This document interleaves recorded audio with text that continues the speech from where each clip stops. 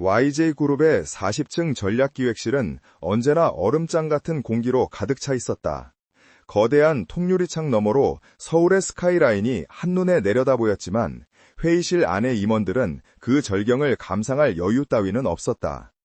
그들의 시선은 오직 한 사람, 테이블 상석에 앉은 냉철한 CEO 권태민에게 고정되어 있었다. 그는 감정을 읽을 수 없는 무표정한 얼굴로 수십억 달러 규모의 해외 합병 프로젝트가 좌초될 위기에 놓인 현 상황을 보고받는 중이었다. 그의 짙은 눈썹은 미동도 없었지만 그가 내뿜는 압박감은 회의실 전체를 짓누르고 있었다. 그래서 박상무, 권태민의 낮고 차가운 목소리가 정적을 깼다. 보고서에 따르면 러시아 파트너 측이 단순한 행정적 지연을 요청하고 있다는 말이군. 그런데 왜 우리 법무팀은 현지에서 철수 직전의 분위기를 감지한 거지?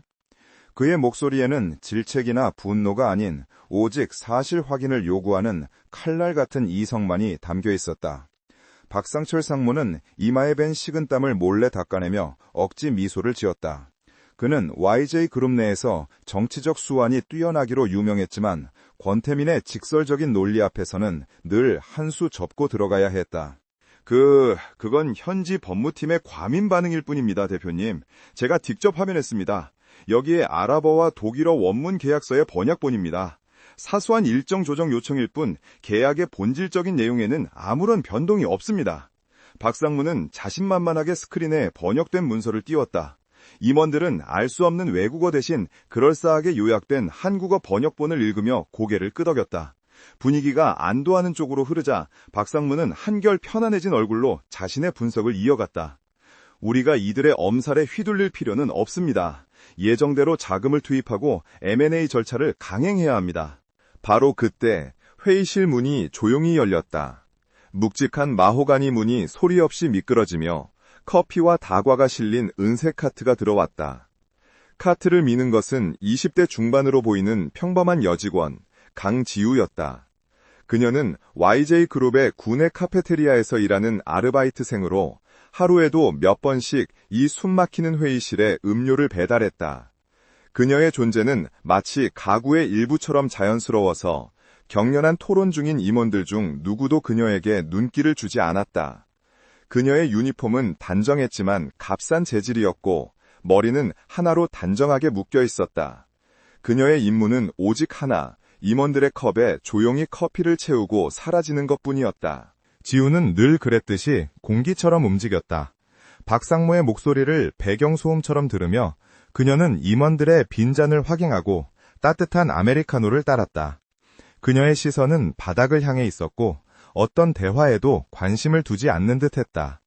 마지막으로 그녀는 상석에 앉은 권태민 대표에게 다가갔다. 그가 가장 좋아하는 아주 연하게 내린 드립 커피였다. 그가 서류에서 눈을 떼지 않은 채 잔을 향해 손을 뻗는 순간 지우의 시선이 무심코 회의실 전면의 거대한 스크린에 닿았다. 스크린에는 박상무가 자신있게 내세운 단순 지연 요청의 근거가 되는 아랍어 원문이 띄워져 있었다. 지우의 손이 순간 멈칫했다. 그녀의 눈동자가 빠르게 스크린의 아랍어 문장들을 훑었다. 그리고 그녀의 입에서 자기도 모르게 아주 작은 소리가 새어나왔다. 그게 아닌데? 그 소리는 회의실의 긴장된 공기 속에서 거의 들리지 않을 만큼 작았지만 하필이면 박상무가 말을 멈추는 타이밍과 겹쳤다. 모든 시선이 소리의 근원지 커피카트 옆에 선 강지우에게로 향했다. 박상무의 얼굴이 불쾌감으로 일그러졌다. 일개 커피 배달원이 감히 YJ그룹의 최고 전략회의에서 소리를 내다니. 방금 뭐라고 했나? 박상무가 모욕감을 담아 날카롭게 물었다. 커피 배달 아가씨, 지금 이 중요한 회의에서 잡담이라도 한 건가? 몇몇 임원이 크크거리는 소리가 들렸다. 지우는 당황하여 얼굴이 하얗게 질렸다. 그녀는 그저 진실을 중얼거렸을 뿐 회의에 끼어들 생각은 추호도 없었다. 아닙니다. 죄송합니다. 그냥 혼잣말이었습니다. 그녀는 고개를 깊이 숙이고 카트를 밀며 서둘러 회의실을 빠져나가려 했다.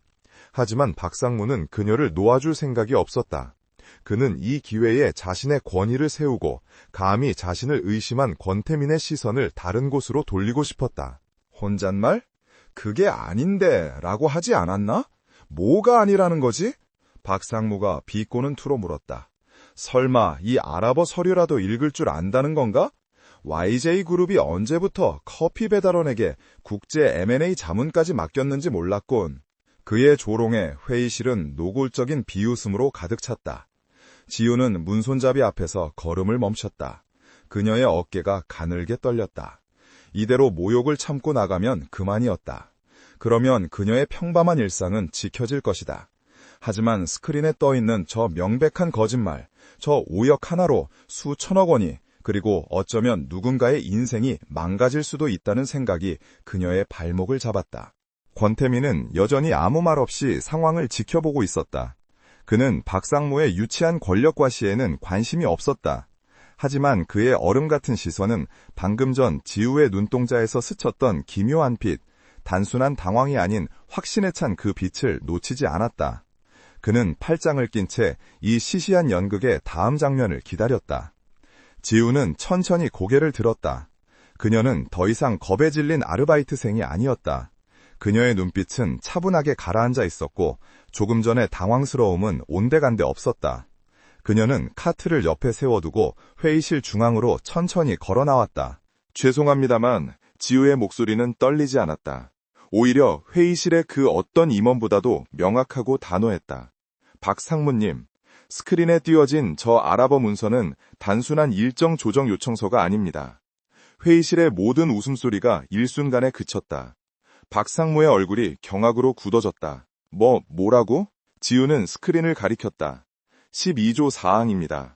투자금 선 집행 기일인 6월 30일까지 YJ그룹의 자금 확보가 이루어지지 않을 경우 아부다비 파트너 측은 본 계약의 수익 배분 조항 전체를 원점에서 재협상할 권리를 가진다.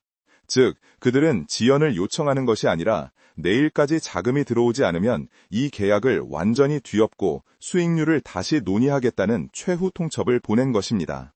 회의실에 숨막히는 정적이 흘렀다. 임원들은 방금 커피를 따르던 여자가 유창하게 법률 용어를 구사하며 아랍어 계약서를 분석하는 이 비현실적인 광경을 믿을 수 없다는 듯 쳐다봤다. 박상무는 얼굴이 불그락푸르락해졌다. 헛소리, 네가 감히 아랍어를 안다고? 어디서 이상한 소리를 주워듣고 와서?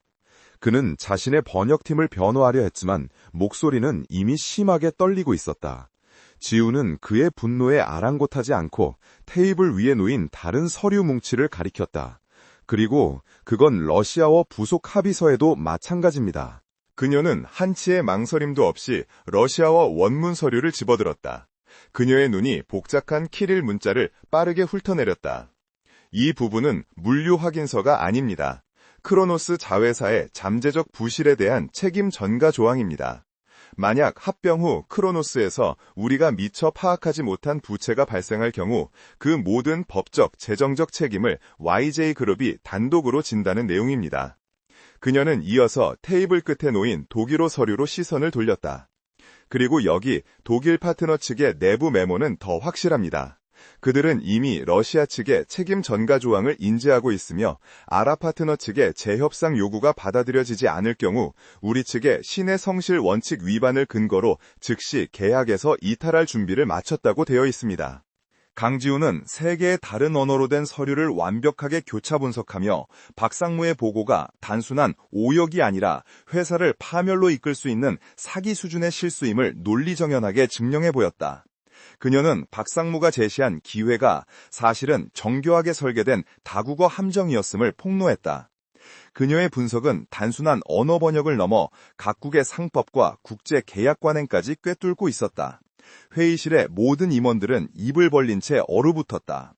방금 전까지 커피 배달원이라며 조롱하던 그 여자는 온데간데 없고 그 자리에는 YJ그룹의 그 어떤 엘리트보다 뛰어난 통찰력을 지닌 전문가가 서 있었다. 하지만 그 누구보다도 가장 큰 충격을 받은 사람은 바로 권태민이었다. 그는 언제나 이성과 논리의 화신이었고 감정의 동요를 가장 경멸하는 사람이었다. 그런데 지금 그는 자신의 눈앞에서 벌어진 일을 도저히 이해할 수 없었다. 그가 커피를 마시기 위해 뻗었던 손은 공중에서 그대로 멈춰 있었다. 그의 날카로운 눈동자가 경악으로 흔들렸다. 그는 얼어붙었다. 자신의 철옹성 같던 사무실에서 가장 예상치 못한 방식으로 가장 평범해 보이는 존재에게 허를 찔린 것이다. 커피 배달 소녀 강지우. 그녀는 도대체 누구인가? 회의실에 맹렬했던 정적은 권태민의 손짓 하나에 깨졌다. 그는 공중에 멈춰있던 손을 내려 테이블을 가볍게 두드렸다. 얼어붙었던 표정은 순식간에 원래의 냉정함으로 돌아왔지만 그의 눈빛은 강지우라는 예기치 못한 변수에게 단단히 고정되어 있었다. 박상무. 그의 목소리는 여느 때처럼 차가웠지만 그 안에 담긴 분노의 무게는 회의실의 온도를 몇 도는 더 떨어뜨렸다. 방금 저 직원이 한 말 사실인가? 박상철 상무는 이미 사색이 되어 있었다. 그는 횡설수설하며 변명을 늘어놓기 시작했다. 아닙니다, 대표님. 저 여자가 뭔가 착각을 아니면 누군가에게 사주를 받았거나. 착각인지 아닌지는 내가 판단하지. 권태민은 그의 말을 잘랐다. 그는 즉시 자신의 비서실장에게 턱짓했다. 김 비서, 지금 당장 YJ 법무팀 전체와 외부 로펌 3곳의 파트너 변호사들을 화상으로 연결해 10분 주지. 그리고 박상무의 번역팀 전원은 대기시켜. 저 서류들 단어 하나 빠뜨리지 말고 크로스 체크해. 그는 다시 지우를 바라보았다. 그녀는 여전히 회의실 한가운데에 미동도 없이 서 있었다. 그리고 당신, 태민의 목소리가 조금 누그러졌지만 여전히 날카로웠다. 당신은 회의가 끝날 때까지 내 집무실에서 대기해. 김 비서가 안내할 거야. 그는 지우에게 어떠한 반박의 여지도 주지 않았다. 권태민의 집무실은 그의 성격만큼이나 차갑고 정돈되어 있었다. 거대한 책상과 도시를 조망하는 전면 유리창 외에는 어떤 개인적인 물건도 찾아볼 수 없었다. 지우는 딱딱한 방문자용 소파에 꼿꼿이 앉아 2시간을 기다렸다. 그녀는 방금 자신이 저지른 일을 후회하지 않았다. 그것은 충동적인 행동이 아니었다. 지난 몇 년간 아버지의 복수를 위해 YJ그룹의 가장 낮은 곳에서 숨죽이며 기다려온 그녀에게 오늘은 필연적인 기회였다. 하지만 그녀는 권태민이라는 남자가 예측 불가능하다는 것을 알았다. 그는 자신을 즉시 해고할 수도 혹은 더 위험한 호기심을 가질 수도 있었다. 문이 열리고 권태민이 들어섰다. 그의 얼굴은 회의실에서보다 더 굳어 있었다. 그는 재킷을 벗어던지고 넥타이를 거칠게 풀어 헤치며 지우의 맞은편에 앉았다. 방금 화상회의가 끝났소. 그가 입을 열었다. 결론부터 말하지. 당신 말이 전부 맞았어. 아니, 당신이 지적한 것보다 상황은 훨씬 더 심각했지. 박상무가 가져온 번역본은 단순한 오역이 아니라 의도적인 왜곡이었어. 그 자식은 우리 모두를 속이고 회사 자금을 해외로 빼돌릴 작정이었던 거야. 당신 덕분에 YJ그룹은 수조 원대의 손실과 파산 직전의 위기에서 벗어났고. 그는 지우를 꿰뚫을 듯이 바라보았다. 이제 본론을 얘기하지. 강지우 씨, 당신 도대체 정체가 뭐야? 태민은 이미 자신의 비서실을 통해 그녀의 이력서를 확인한 후였다. 강지우, 26세, 지방대학 행정학과 중퇴, 특별한 경력 없음, YJ그룹 구내 카페테리아 아르바이트생, 6개월 근무. 서류상의 그녀는 방금 전 회의실에서 10개 국어에 가까운 언어를 해독하고 국제 M&A의 함정을 지적한 천재와는 전혀 다른 사람이었다. 이력서는 전부 거짓이겠지. 이름 빼고. 지우는 그의 날카로운 시선을 피하지 않았다. 이력서는 사실입니다. 대학을 중퇴한 것도 아르바이트를 하는 것도 사실입니다. 그녀의 목소리는 차분했다. 다만 이력서에 적지 않은 사실도 있을 뿐입니다.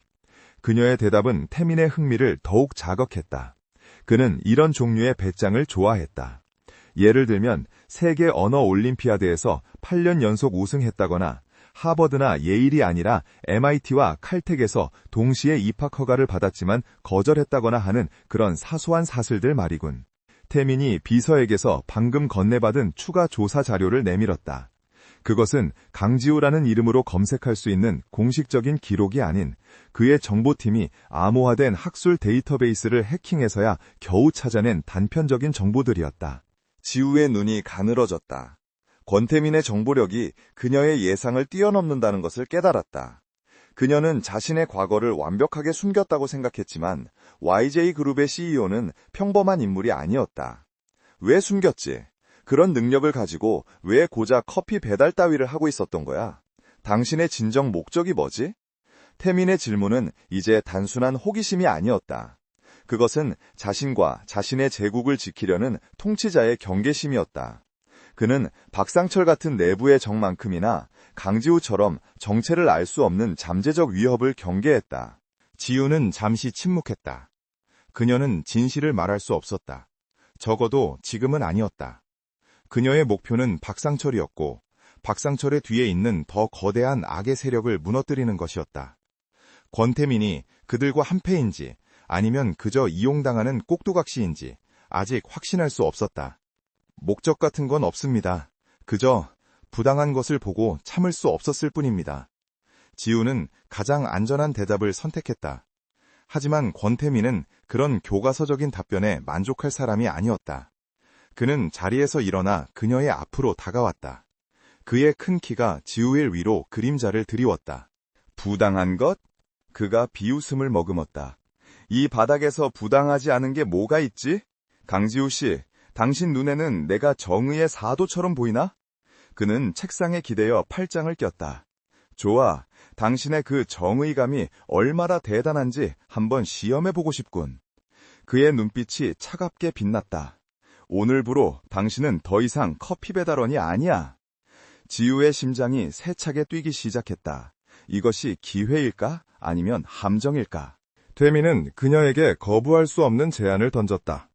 내 직속 특별 고문 자리를 제안하지. 임시직으로. 당신이 오늘 회의실에서 보여준 그 능력, 우리 회사의 모든 국제 계약서를 검토하는 데 사용해줬으면 좋겠군.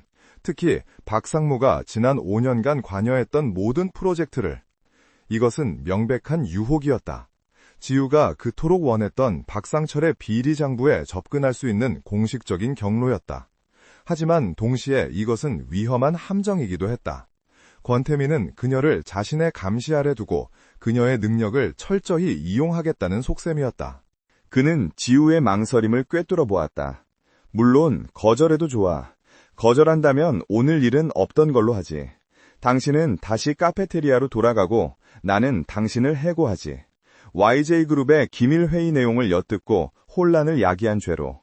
서울 바닥에서 당신이 다시는 어떤 일도 구할 수 없게 만들 자신도 있고. 그의 목소리는 부드러웠지만 내용은 살벌한 협박이었다. 그는 그녀에게 두 가지 선택지를 주었지만 사실상 선택지는 하나뿐이었다. 지우는 권태민을 올려다보았다. 저 얼음 같은 남자. 그는 악마에게 영혼을 팔라고 제안하는 것처럼 태운하게 말했다. 하지만 지우는 이미 오래전에 결심했다. 아버지의 명예를 되찾기 위해서라면 악마와도 기꺼이 손을 잡겠다고. 좋습니다. 지우가 망설임 없이 대답했다. 그 제안 받아들이겠습니다, 대표님. 그녀의 눈빛은 더 이상 평범한 아르바이트생의 것이 아니었다. 그것은 위험한 게임에 기꺼이 뛰어든 플레이어의 눈빛이었다. 권태민은 알 수 없는 만족감에 입꼬리를 살짝 올렸다. 얼음장 같던 CEO의 얼굴에 처음으로 드러난 미세한 감정의 변화였다. 강지우의 새로운 직위는 YJ그룹 40층 전략기획실의 공식적인 조롱거리였다. 대표직 속 특별 고문. 직함은 거창하지만 그녀에게 주어진 것은 복도 끝 창문도 없는 낡은 자료 보관실을 개조한 임시 사무실이 전부였다. 그녀는 더 이상 카페테리아의 유니폼을 입지 않았지만 단정한 검은색 정장 차림의 그녀는 여전히 YJ그룹의 화려한 엘리트들 사이에서 이질적인 존재였다. 직원들은 그녀가 지나갈 때마다 노골적으로 수근거렸다. 대표의 눈에 띄어 신데렐라라도 되려는 거냐는 비아냥부터 저로다 곧 쫓겨날 거라는 악담까지 다양했다. 회의실에서 망신을 당했던 박상철 상무는 아직 해고되지 않았다. 권태민은 그를 M&A 프로젝트에서 즉시 배제시켰지만 YJ 그룹 내부에 깊이 뿌리내린 그의 인맥과 권력을 한 번에 잘라내기 위해서는 더 확실한 증거가 필요했다. 박 상무는 비록 한직으로 밀려났지만 여전히 사무실에 출근했고 그는 복도에서 지우와 마주칠 때마다 뱀 같은 시선으로 그녀를 훑었다. 어이, 강고문. 그가 멸시를 담아 불렀다. 커피 배달은 이제 안 하나? 아니면 이젠 대표님 침실 시중이라도 드는 건가? 그의 모욕적인 언사에도 지우는 눈 하나 깜짝하지 않았다. 그녀는 그저 고개를 까딱 숙여 인사하고는 그를 무시하고 지나쳤다. 그 무관심이 박상무를 더욱 불쾌하게 만들었다. 권태민은 지우를 자신의 사무실로 불렀다. 그는 그녀의 배짱과 능력을 확인했지만 여전히 그녀를 완전히 신뢰하지 않았다. 그녀는 유용한 무기였지만 언제든 자신을 향할 수도 있는 양날의 검이었다. 첫 번째 임무를 주지, 태민이 말했다. 그는 사무실 구석에 먼지를 뒤집어 쓴 채 쌓여있는 수십 개의 대형 서류 상자를 가리켰다. 저건 5년 전 YJ그룹이 야심차게 추진했다가 실패한 남미 농업펀드 프로젝트 자료들이야. 브라질 농장과 아르헨티나 물류회사를 연계하는 사업이었지. 그 프로젝트는 YJ그룹 역사상 최악의 실패로 기록되어 있었다. 수천억 원의 투자금이 공중으로 사라졌고, 공식적인 결론은 현지 시장의 급격한 변동성을 예측하지 못한 경영 실패였다. 공식적으로는 종결된 사안이야. 태민의 목소리가 한층 낮아졌다. 하지만 난 단 한순간도 그 결론을 믿은 적이 없어. 내부에 배신자가 없었다면 불가능한 손실이었지. 당시 프로젝트 책임자가 누구였는지 아나? 지우는 대답하지 않았지만 이미 짐작하고 있었다. 박상철 상무였어. 태민은 그녀에게 불가능한 시험을 던진 것이었다. 우리 회사 최고의 회계팀과 법무팀이 몇 달을 매달렸지만 아무것도 찾아내지 못했어. 전부 합법적인 손실로 처리됐지. 그는 지우의 눈을 똑바로 바라보았다. 당신의 그 대단한 능력으로 여기서 뭔가를 찾아내봐. 저 서류 더미 속에는 포르투갈어, 스페인어로 된 수만 장의 계약서와 회계 장부가 뒤섞여 있을 거야. 기한은 일주일 주지. 만약 아무것도 찾아내지 못한다면 당신의 특별 고문 자리도 거기까지야. 그것은 단순한 업무 지시가 아니라 그녀의 가치를 증명하라는 최후 통첩이었다. 지우는 묵묵히 고개를 끄덕이고 상자들이 자신의 임시 사무실로 옮겨지도록 조치했다. 먼지 쌓인 방은 순식간에 종이산으로 변했다. 그녀는 재킷을 벗어 의자에 걸치고 셔츠 소매를 걷어붙였다. 이것은 권태민이 그녀를 시험하기 위한 함정이자 동시에 그녀에게는 절호의 기회였다. 박상철의 과거 비리를 파헤칠 수 있는 합법적인 접근권. 그녀는 첫 번째 상자를 열었다. 퀴퀴한 종이 냄새와 함께 포르투갈어로 빼곡히 적힌 브라질 현지 농장의 토지 사용 계약서가 모습을 드러냈다.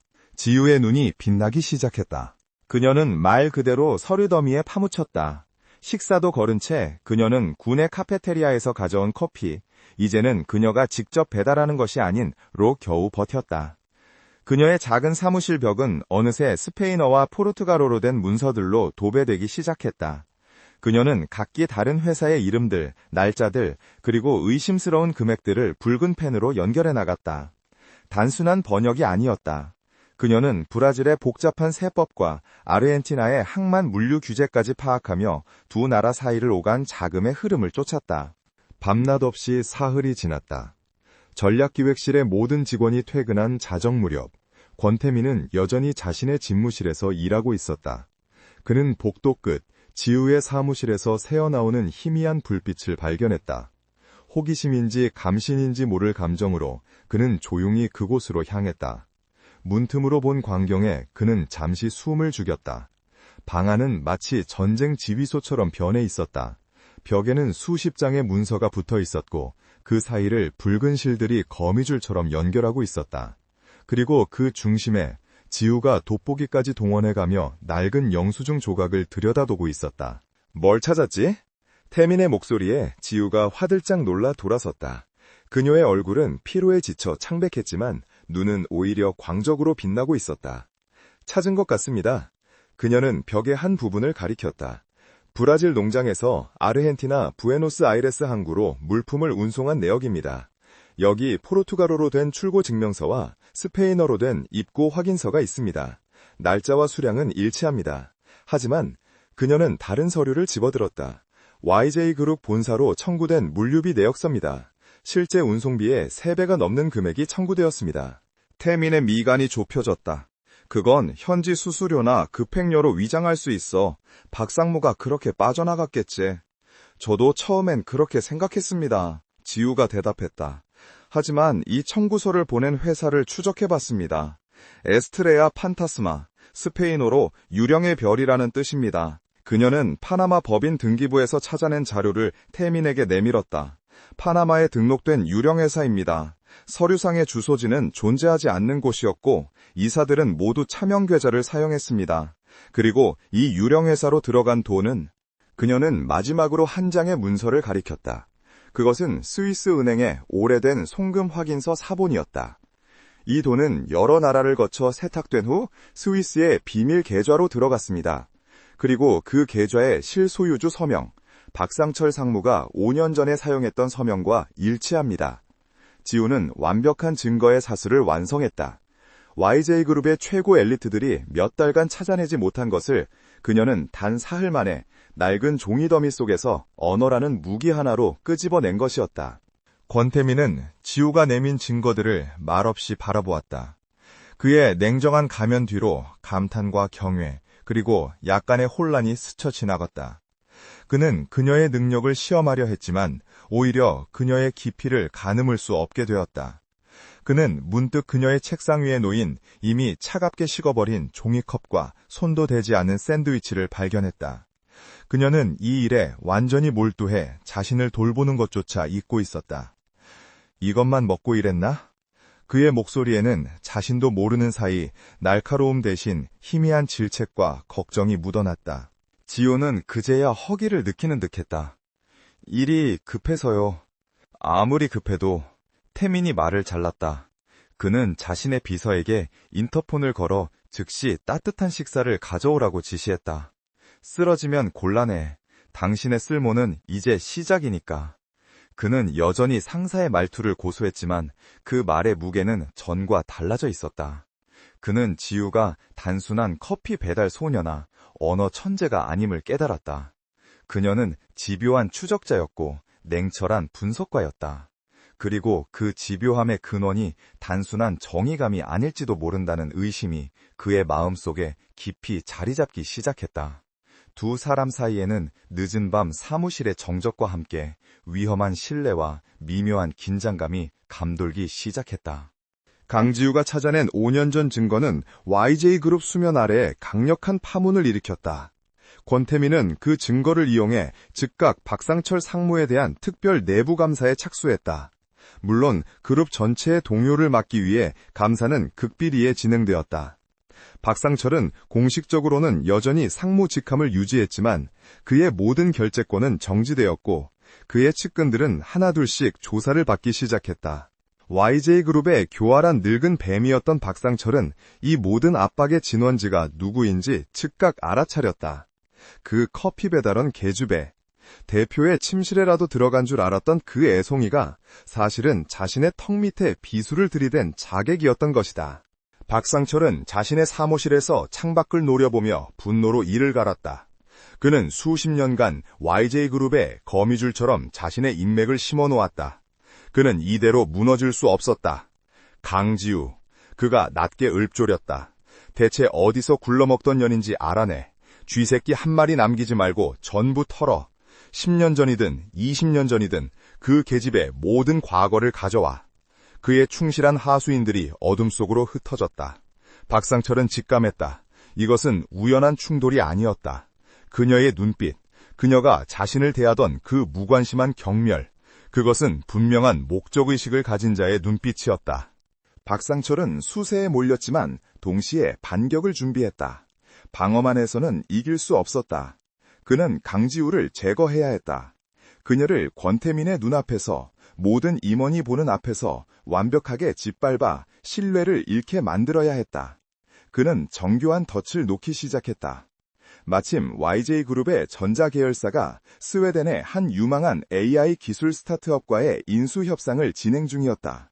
이 거래는 권태민이 차세대 먹거리로 점찍은 중요한 프로젝트였다. 박상철은 아직 이 프로젝트의 자문단에 남아있는 자신의 인맥을 이용해 물밑 작업을 시작했다. 그는 스웨덴 측 파트너와 비밀리에 접촉했다. YJ그룹의 인수대금을 더 받고 싶지 않나? 그는 달콤한 제안을 건넸다. 박상철은 스웨덴 측이 YJ그룹에 더 유리한 조건을 제시하는 척하면서 계약서 원문에 치명적인 독소 조항을 숨겨넣도록 유도했다. 그것은 단순한 번역 실수로는 절대 찾아낼 수 없는 스웨덴 현지 기업법의 가장 모호하고 복잡한 조항을 이용한 함정이었다. 계약서상으로는 YJ그룹이 기술을 인수하는 것처럼 보였지만 실제로는 특정 조건, 매우 달성하기 쉬운 이 충족될 경우 YJ그룹의 핵심 반도체 특허 일부가 스웨덴 회사로 공동 소유되는 내용이었다. 사실상의 기술 유출이었다. 박상철은 이중 장치를 마련했다. 그는 계약서의 다른 부분에 번역팀이 실수하기 딱 좋은 미끼용 함정, 재무 관련을 일부러 심어두었다. 강지우가 만약 그 미끼를 문다면 그녀는 자신의 능력을 과신해 더 깊은 함정은 보지 못할 것이었다.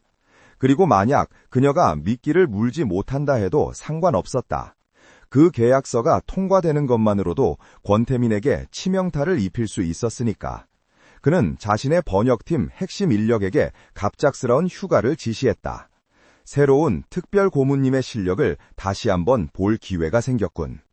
권태민의 비서실에 그런 여론을 퍼뜨리는 것도 잊지 않았다. 예상대로 긴급하고 복잡한 스웨덴어 계약서는 강지우에게 넘어왔다. 권태민은 그녀를 자신의 사무실로 불렀다. 이번 건은 시간이 없어. 내일 아침 이사회에서 내가 직접 브리핑해야 하네. 오늘 밤까지 분석을 끝내줘. 그의 목소리에는 지난번 남미 프로젝트 건 이후 한층 깊어진 신뢰가 담겨 있었다. 하지만 그 신뢰가 지우의 어깨를 무겁게 짓눌렀다. 그녀는 다시 자신의 임시 사무실로 돌아와 스웨덴어 문서에 파고들었다. 처음 몇 시간 동안은 순조로웠다. 그녀는 유창한 스웨덴어 실력으로 문서를 훑어내렸다. 그리고 예상대로 박상철이 심어놓은 미끼를 발견했다.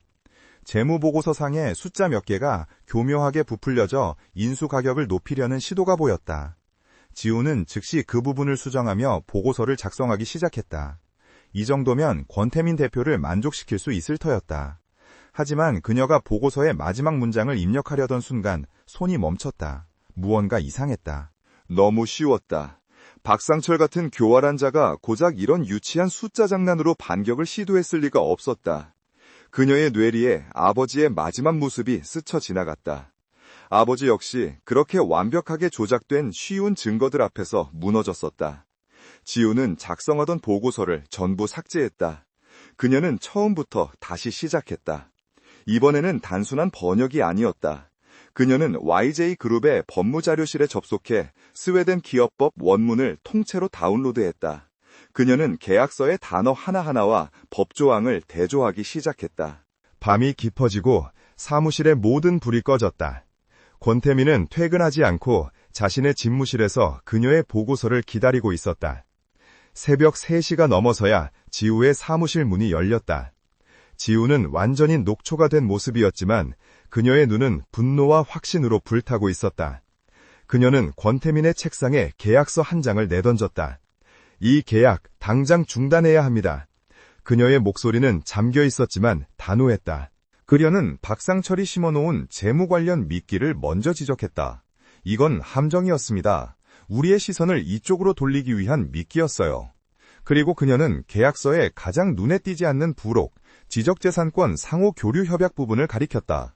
진짜 독소 조항은 여기 있습니다.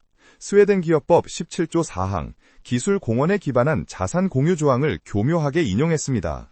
그녀는 유창한 스웨덴어로 원문을 읽어내려간 뒤 그것을 한국어로 번역했다. 겉보기에는 우리가 그들의 AI 기술을 사용하는 대가로 우리의 특허 사용권을 일부 허용하는 것처럼 보입니다. 하지만 이 법조항에 따르면 공동개발로 인정되는 순간 그 특허는 공유자산이 되어 사실상 소유권이 넘어갑니다. 권태민의 얼굴이 하얗게 질렸다. YJ그룹의 핵심 반도체 특허, 그것은 YJ그룹의 심장이었다. 박상철. 그가 분노로 주먹을 내리쳤다. 그는 박상철이 고작 돈 몇 푼을 횡령하는 수준이 아니라 아예 그룹 전체를 적에게 팔아넘기려 했다는 사실에 경악했다. 그는 즉시 이사회를 소집했다. 새벽 5시 긴급 이사회가 열렸다. 박상철도 뻔뻔스러운 얼굴로 회의장에 나타났다. 그는 강지우가 기껏해야 재무적인 오류나 지적했을 거라 예상하고 그녀를 무능한 과대망상증 환자로 몰아붙일 준비를 하고 있었다. 강 고문. 권태민이 지우에게 발언 기회를 주었다. 지우는 모든 임원과 박상철이 지켜보는 가운데 단상으로 걸어나갔다. 그녀는 스웨덴어 계약서 원문을 스크린에 띄웠다.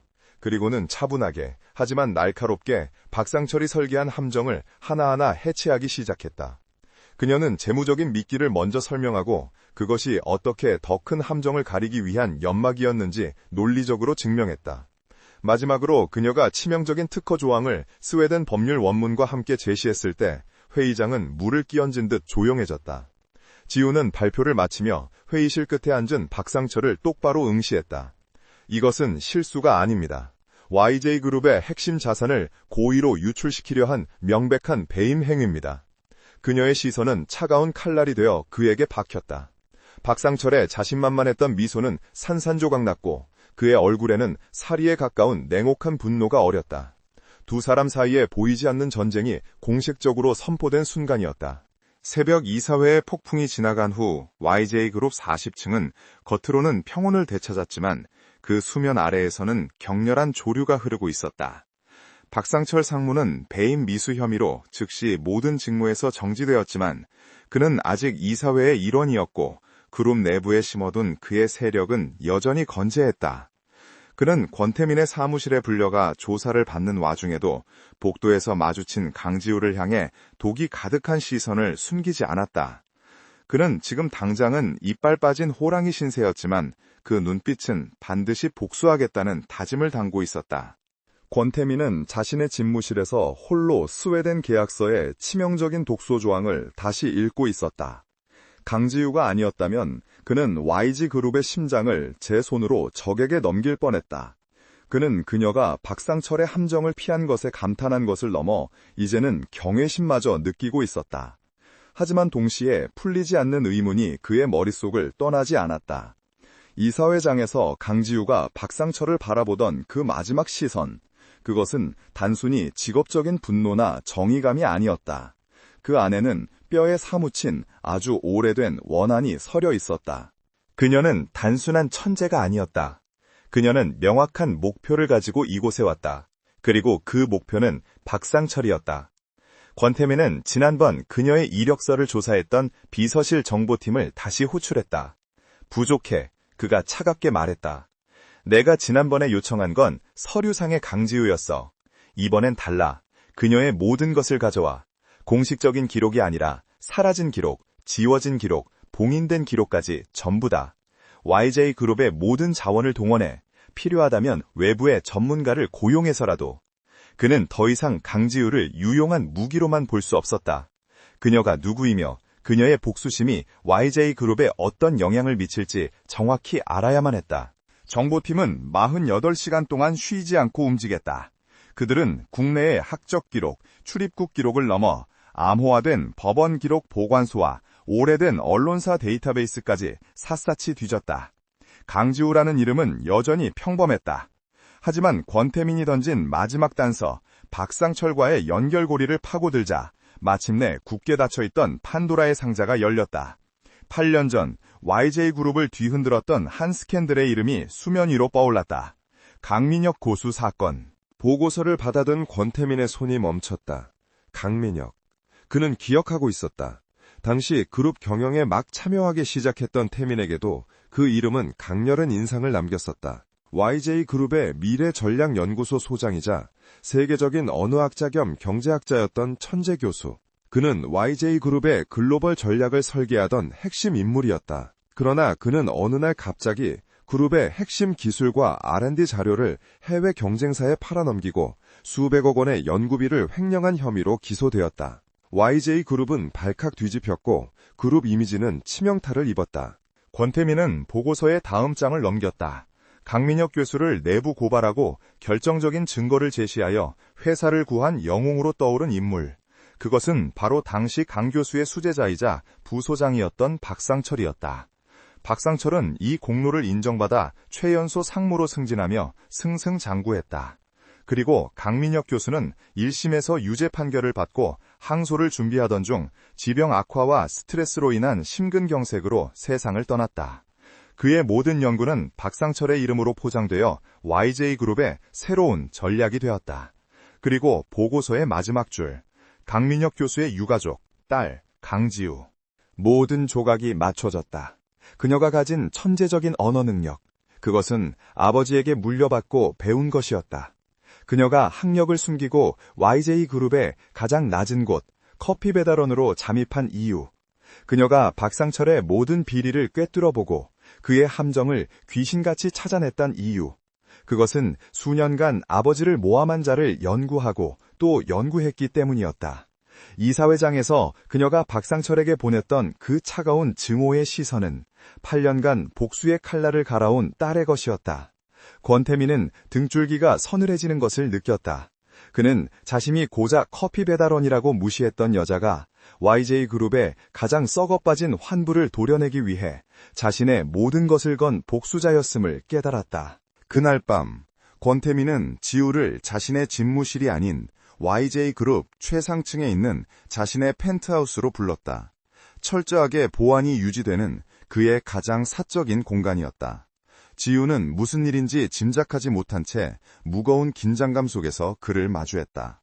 거실의 거대한 유리창 너머로 서울의 야경이 화려하게 펼쳐졌지만 두 사람 사이의 공기는 얼어붙을 듯 차가웠다. 태민은 와인잔을 만지작거리며 입을 열었다. 스웨덴 건은 잘 처리됐어. 이사회는 당신의 분석에 경악했고 박상무는 곧 열릴 주주총회에서 해임될 거야. 다행입니다. 지우가 무미건조하게 대답했다. 하지만 태민이 그녀를 돌아보았다. 그의 눈빛은 그 어느 때보다 깊고 복잡했다. 박상철이 해임되는 것만으로는 부족하지 않나. 지우의 어깨가 미세하게 굳었다. 태민은 그녀에게 다가와 8년 전의 그 낡은 보고서를 테이블 위에 올려놓았다. 강민혁 교수, 당신의 아버지, 맞지? 그 이름이 불리는 순간 지난 몇 년간 강지우를 지탱해왔던 얼음 같은 가면이 산산조각났다. 그녀의 눈동자가 지진이라도 일어난 듯 격렬하게 흔들렸다. 그녀는 뒷걸음질 치려 했지만 태민의 시선이 그녀를 붙잡았다. 그 이력서, 그 모든 거짓말, 전부 이것 때문이었군. YJ그룹에 들어온 것도, 내게 접근한 것도 전부 박상철에게 복수하기 위해서. 그의 목소리는 그녀를 비난하는 것이 아니라 끔찍한 진실을 확인하는 듯했다. 지우는 더 이상 부인할 수 없었다. 아니, 부인할 기력조차 남아있지 않았다. 그녀의 모든 비밀이, 그녀가 목숨 걸고 지키려 했던 유일한 목표가 이 냉정한 남자 앞에서 완전히 발가벗겨졌다. 대표님, 뭘 아시죠? 그녀의 목소리가 가늘게 떨렸다. 아버지는 억울하게 돌아가셨어요. 마침내 억눌러왔던 감정이 터져나왔다. 그녀는 울부짖지는 않았지만 그녀의 눈에서 흐르는 눈물은 8년의 한과 분노를 담고 있었다. 박상철, 그 자가 아버지를 모함했어요. 아버지의 모든 연구를 훔치고 거짓 증거를 만들어서 아버지를 배신자로 만들었어요. 지우는 그날의 기억을 떠올리며 몸을 떨었다. 사람들은 모두 그 악말의 말을 믿었어요. 법원도, 언론도, 그리고 YJ그룹도. 아버지는 평생을 바친 이곳에서 배신자라는 오명을 쓰고 그렇게. 그녀는 말을 잇지 못했다. 그녀가 커피를 배달하며 매일같이 보았던 YJ그룹의 로고는 그녀에게는 아버지를 죽인 원수의 상징이었다. 권태민은 그녀의 고백을 묵묵히 들었다. 그는 8년 전 신입 이사 시절을 떠올렸다.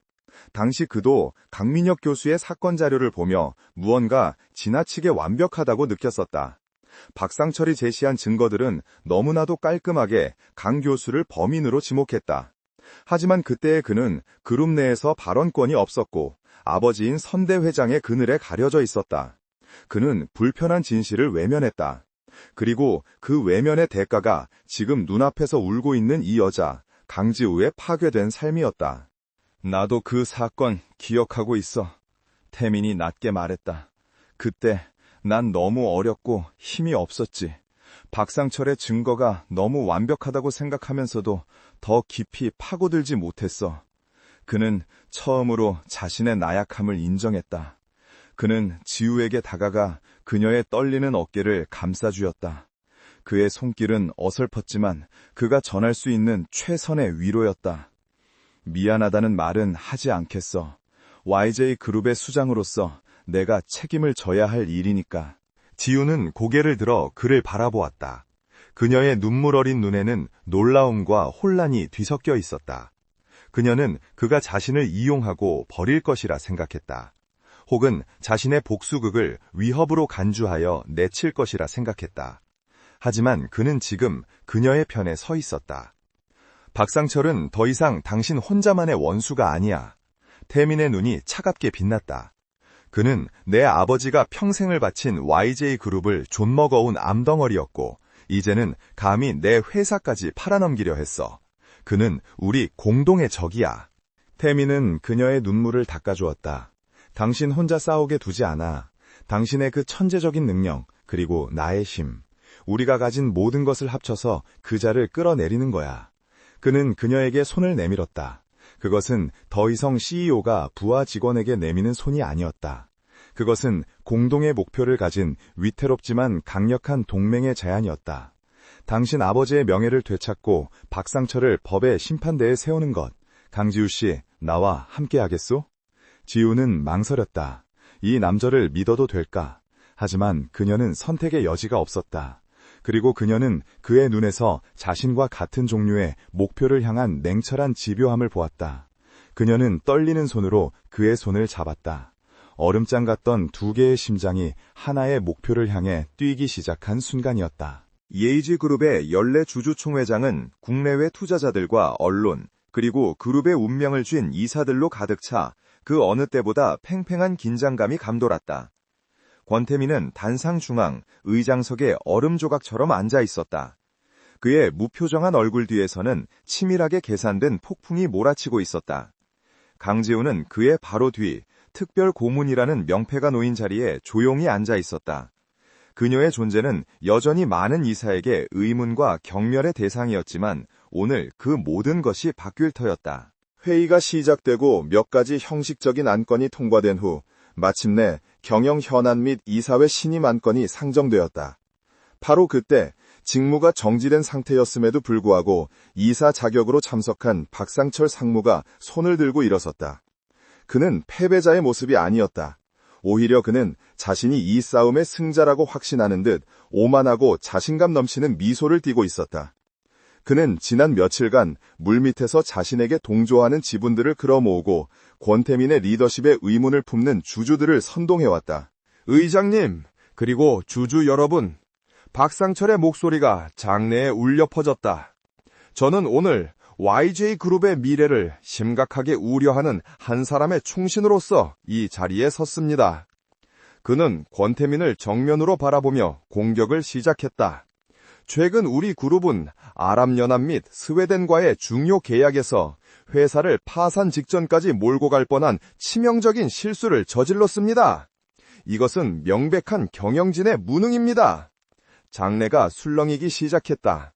그가 바로 그 함정을 판 장본인이었지만 그는 교묘하게 책임을 권태민에게 돌렸다. 더욱 심각한 것은 박상철이 경멸에 찬 시선으로 단상 뒤에 지우를 가리켰다. 권 대표가 어디서 굴러왔는지도 모르는 검증되지 않은 저 여자에게 그룹의 명운이 걸린 계약 검토를 맡기고 있다는 사실입니다. 일개 커피 배달원 출신을 고문이라는 자리에 앉혀놓고 비밀회의에 배석시키는 것이 과연 정상적인 경영입니까? 그의 선동은 효과가 있었다. 보수적인 이사들과 주주들이 의심의 눈초리로 권태민과 지우를 바라보았다. 저는 이 자리에서 권태민 대표의 독단과 경영 실패의 책임을 묻고 이사회 전면 개편을 위한 긴급 동의안을 발의합니다. 박상철의 기업 쿠데타가 마침내 막을 올린 것이다. 권태민은 미동도 하지 않았다. 그는 자신에게 쏟아지는 비난과 의심의 화살을 묵묵히 받아내고 있었다. 박상철이 자신의 연설에 도취해 승리를 예감하는 순간 권태민이 마이크를 잡았다. 박상무의 창의적인 제안 잘 들었습니다. 그의 차가운 목소리가 장내의 소음을 단번에 잠재웠다. 하지만 그 동의안에 투표하기 전에 주주 여러분께 반드시 보고해야 할 내부 위험 요소에 대한 최종 프레젠테이션이 남아 있습니다. 그는 지우를 향해 고개를 까딱했다. 강지우 고문, 준비한 내용을 보고해 주시죠. 모든 시선이 다시 지우에게 쏠렸다. 박상철은 커피 배달원이 뭘 하겠느냐는 듯 조롱의 미소를 거두지 않았다. 지우는 떨리지 않는 걸음으로 연단으로 걸어나갔다. 그녀는 더 이상 어둡고 낡은 사무실의 임시 고문이 아니었다. 완벽하게 재단된 정장, 날카롭게 빛나는 눈빛. 그녀는 권태민의 냉철함을 그대로 흡수한 듯한 모습이었다. 그녀는 박상철을 잠시 응시한 뒤 거대한 스크린을 향해 돌아섰다. 안녕하십니까. 대표 직속 특불의 고문 강지우입니다. 그녀의 목소리는 한국어로 시작되었다. 저는 오늘 지난 10여 년간 YJ그룹의 자산을 체계적으로 갉아먹은 박상철 리스크에 대해 보고 드리겠습니다. 스크린에 5년 전 남미 노녀펀드 프로젝트의 로고가 떴다. 시작은 5년 전 브라질과 아르헨티나에서였습니다. 그녀의 입에서 갑자기 유창한 포르투갈어와 스페인어가 흘러나왔다. 그녀는 원문 계약서와 현지 회계 장부를 동시에 띄우고 두 언어를 오가며 어떻게 자금이 에스트레이아 판타스마라는 유령 회사로 흘러들어갔는지 조목조목 짚어냈다. 몇몇 외국인 투자자들이 놀라움에 동시통역기를 벗었다. 박상철의 얼굴에서 미소가 사라지기 시작했다. 지우는 멈추지 않았다.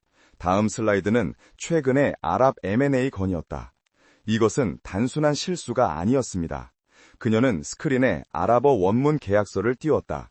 그녀의 입에서 완벽한 비즈니스 아랍어가 울려 퍼졌다. 그녀는 12조 사항의 재협상 조항을 정확히 읽어내고 그것이 어떻게 러시아어 부속 합의서의 책임전가 조항과 연결되는지 유창한 러시아어로 설명했다. 두 개의 다른 언어로 된 함정을 동시에 설계하여 YJ그룹이 천문학적인 배상금을 물거나 혹은 헐값에 합병되도록 유도한 것입니다. 장래는 이제 경악으로 변해 있었다. 그리고 가장 최근에 스웨덴 AI 기술 인수건입니다. 그녀는 스웨덴어 계약서와 독일 파트너사의 내부 메모를 띄웠다. 그녀는 유창한 스웨덴어로 특허 독소 조항을 읽어내렸고 이어서 독일어로 이 함정을 인지하고 있던 독일 파트너 측의 공모 정황을 폭로했다. 그녀는 단순한 번역을 넘어 각국 현지 법률의 가장 복잡한 조항들, 스웨덴 기업법 17조 사항을 인용하며 박상철의 배임 행위가 얼마나 정교했는지 증명했다. 박상철은 이제 사색이 되어 자리에서 벌떡 일어났다. 거짓말! 저건 전부 조작이야! 니년이 감히 날 모함해? 박상철이 고함을 질렀다. 지우는 그를 차갑게 바라보며 마지막 슬라이드를 띄웠다. 그것은 전 세계 지도를 뒤덮은 복잡한 거미줄 같은 자금 흐름도였다. 조작이라고 하셨습니까, 박상무님? 지우의 목소리가 얼음처럼 차가워졌다. 그럼 이 자금 흐름도 설명해 보시죠. 그녀는 10개국어의 향연을 시작했다. 박상무는 남미에서 빼돌린 자금을 파라마의 유령 회사, 스페인어 로보냈고 그 돈은 다시 스위스 비밀 계좌, 프랑스어와 이탈리아어로 세탁되었습니다. 그 세탁 자금의 일부는 일본의 정치 자금, 일본어로 흘러들어갔고 동시에 중국 본토의 페이퍼 컴퍼니, 중국어로 통해 YJ그룹의 경쟁사 주식을 매입하는 데 사용되었습니다. 그녀는 각국의 원문 은행 송금 내역서와 이메일을 증거로 제시했다.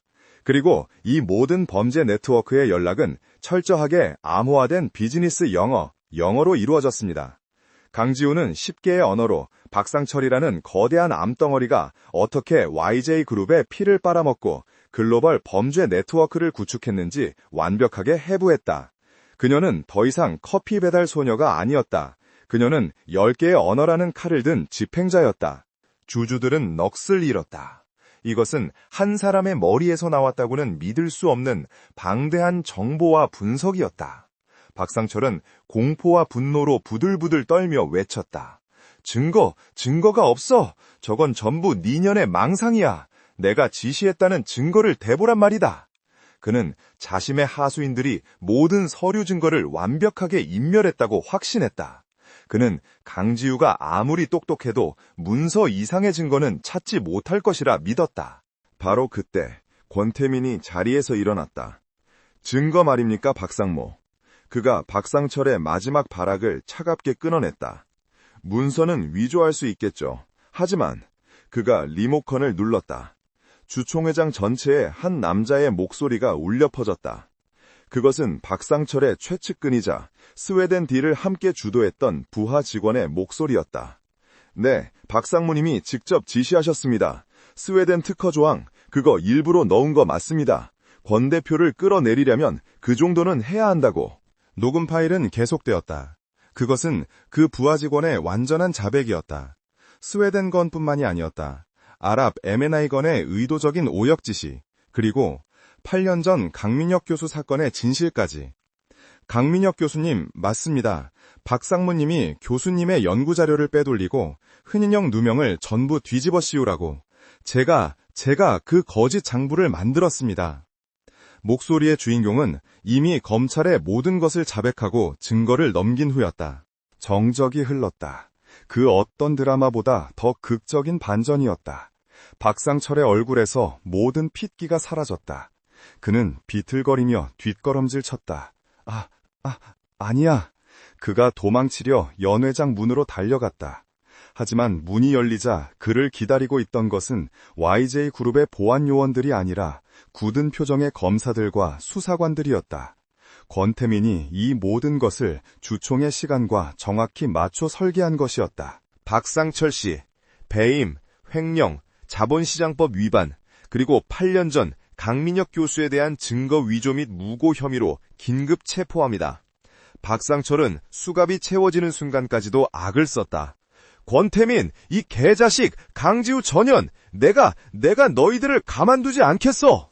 그의 발악은 연회장 문이 닫히면서 처참하게 끊겼다. 장내는 혼란에 휩싸였다. 권태민은 다시 단상으로 올라가 마이크를 잡았다. 그의 목소리는 그 어느 때보다 단호했다. YJ그룹의 암은 제거되었습니다.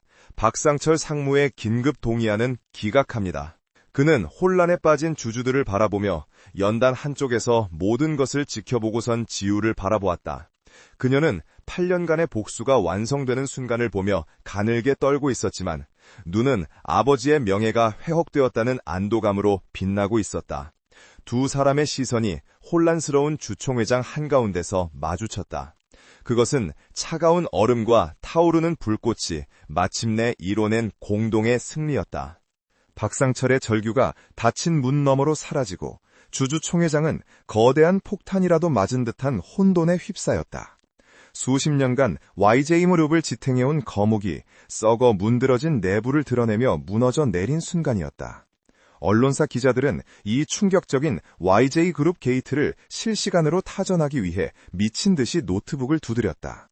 주주들은 경악과 배신감, 그리고 YJ의 미래에 대한 불안감으로 웅성거렸다. 권태민은 이 모든 혼란의 중심에서 흔들리지 않는 돛대처럼 굳건히 섰다. 그는 단상에서 내려오지 않고 즉시 사태 수습에 나섰다. 주주 여러분, 동요하지 마십시오. 그의 차갑고 단호한 목소리가 마이크를 통해 장내를 장악했다.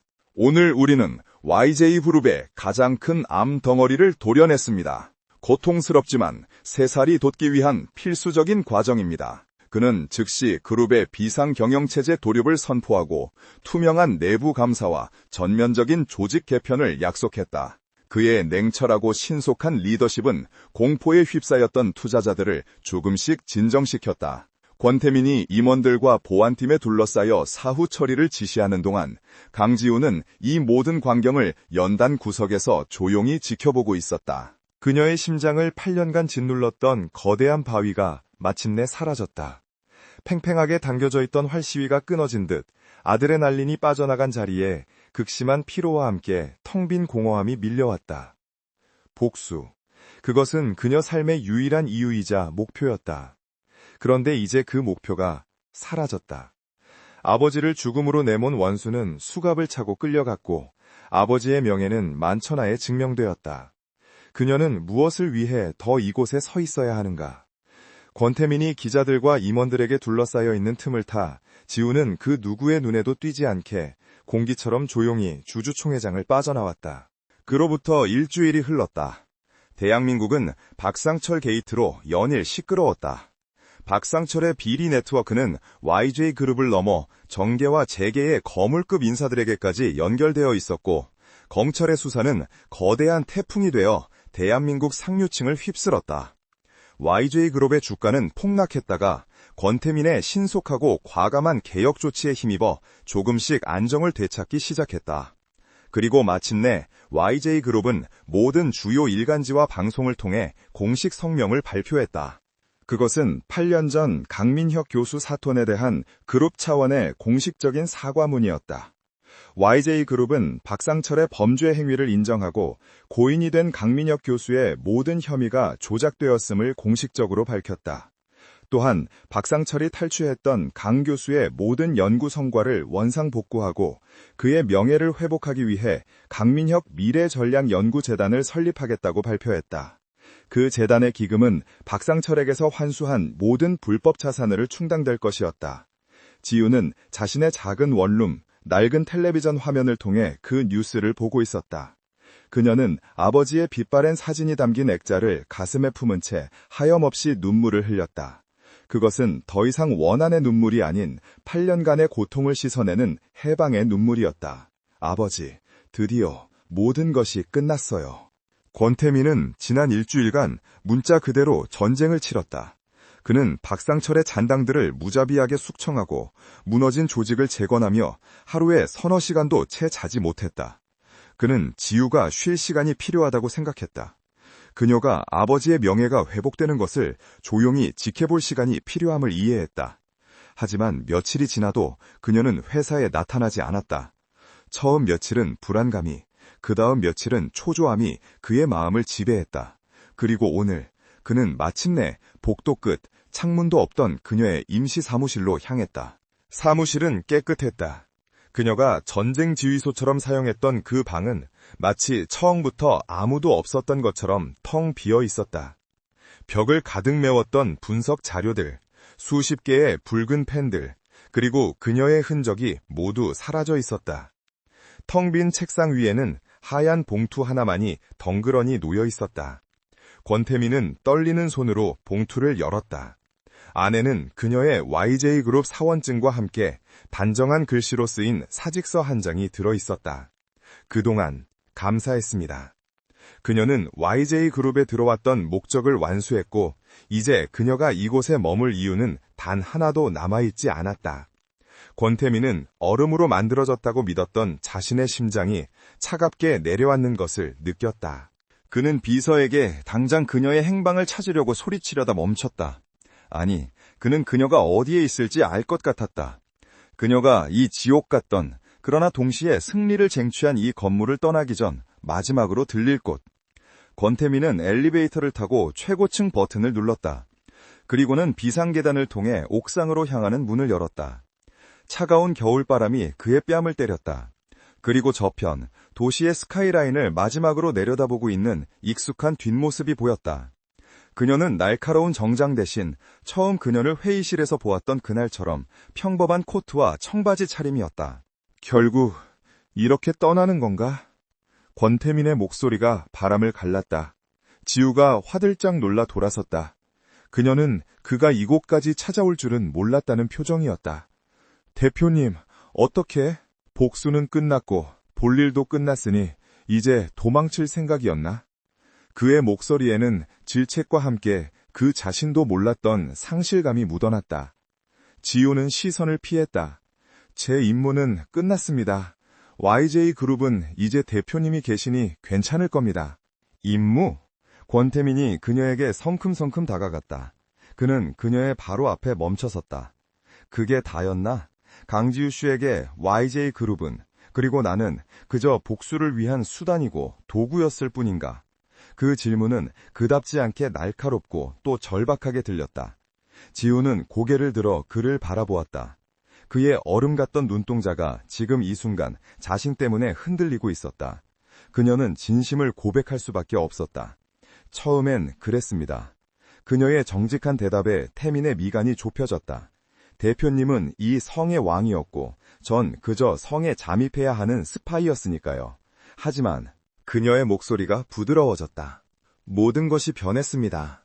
전 대표님이 적들로 둘러싸인 곳에서 혼자 회사를 지키려는 모습을 봤습니다. 절대로 믿을 수 없는 상황에서도 저를 믿어주는 모습을 봤습니다. 그녀는 더 이상 그를 도구로 보고 있지 않았다. 당신은 나의 파트너가 되어주었습니다. 그 고백에 권태민의 굳었던 얼굴이 마침내 무너져 내렸다. 그는 지난 몇 년간, 아니 평생을 외로운 정상에서 홀로 싸워왔다. 그리고 처음으로 자신의 등을 맡길 수 있는 사람, 자신과 동등하게 세상을 볼 수 있는 사람을 만났다. 그는 그녀의 손을 잡았다. 펜트하우스에서 내밀었던 동맹의 손길보다 더 따뜻하고 절실한 손길이었다. 가지마, 강지우. 그의 목소리는 이제 명령이 아닌 간청이었다. 난 당신의 그 임무 따위에는 관심 없어. 난 당신이라는 사람이 필요해. 그는 그녀의 놀란 눈을 똑바로 바라보았다. 박상철은 사라졌지만 YJ그룹은 이제부터가 진짜 시작이야. 이 거대한 제국을 다시 세우려면 나 혼자만의 힘으로는 안 돼. 난 당신이 필요해. 하지만 지우가 망설였다. 전 더 이상 특별고문이 아닙니다. 알아. 태민이 그녀의 손을 더 굳게 잡았다. 직원 자리를 제안하는 게 아니야. 파트너 자리를 제안하는 거야. YJ그룹의 미래 전략을 함께 설계할 나의 파트너. 그리고 그는 잠시 숨을 골랐다. 그의 차가운 뺨이 희미하게 붉어졌다. 내 인생의 파트너. 그것은 냉철한 CEO 권태민이 평생 처음으로 내뱉는 가장 서투르고 가장 진심 어린 고백이었다. 지우는 눈앞의 남자를 바라보았다. 8년간의 복수극은 끝났다. 그리고 이제 그녀의 눈앞에는 새로운 삶이, 한 번도 상상해 본 적 없는 미래가 펼쳐지고 있었다.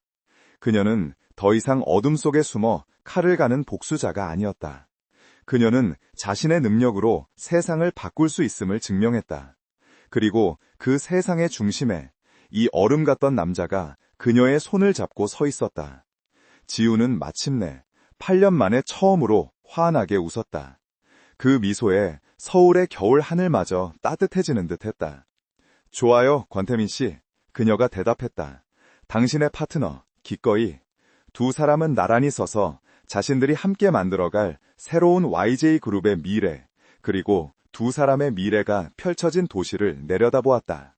차가운 바람이 불었지만 두 사람이 맞잡은 손은 그 어느 때보다 따뜻했다.